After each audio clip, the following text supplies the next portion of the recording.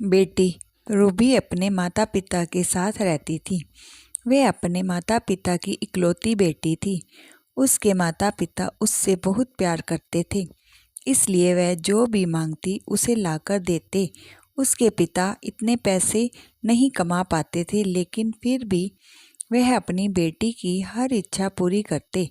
एक दिन रूबी ने पापा से कहा, पापा मेरी चप्पल पुरानी हो गई है, आप मेरे लिए नई चप्पल लाओगे? पिता ने अगले दिन नई चप्पल लाने का वादा किया। पिता अगले दिन नई चप्पल लेकर आए। रूबी नई चप्पल देखकर बहुत खुश हुई और चप्पल पहनकर पूरे दिन मोहल्ले में उछल कूद करती रही। शाम को वह घर आई और चप्पल उतारकर सो गई।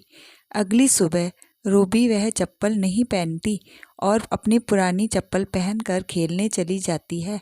मम्मी से कह कर जाती है कि मम्मी मुझे यह चप्पल पसंद नहीं है, मैं अपनी पुरानी चप्पल ही पहनूंगी।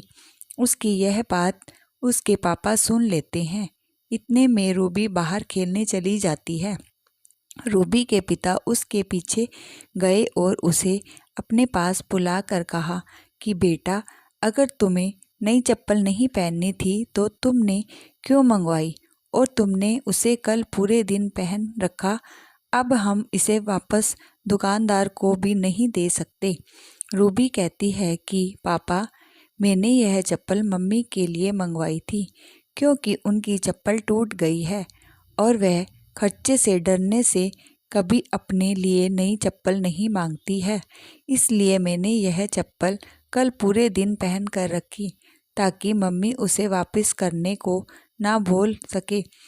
अपनी बेटी की यह बात सुनकर पापा बहुत गर्व महसूस करते हैं और दरवाजे पर खड़ी मम्मी भी बेटी की बात सुन रही थी।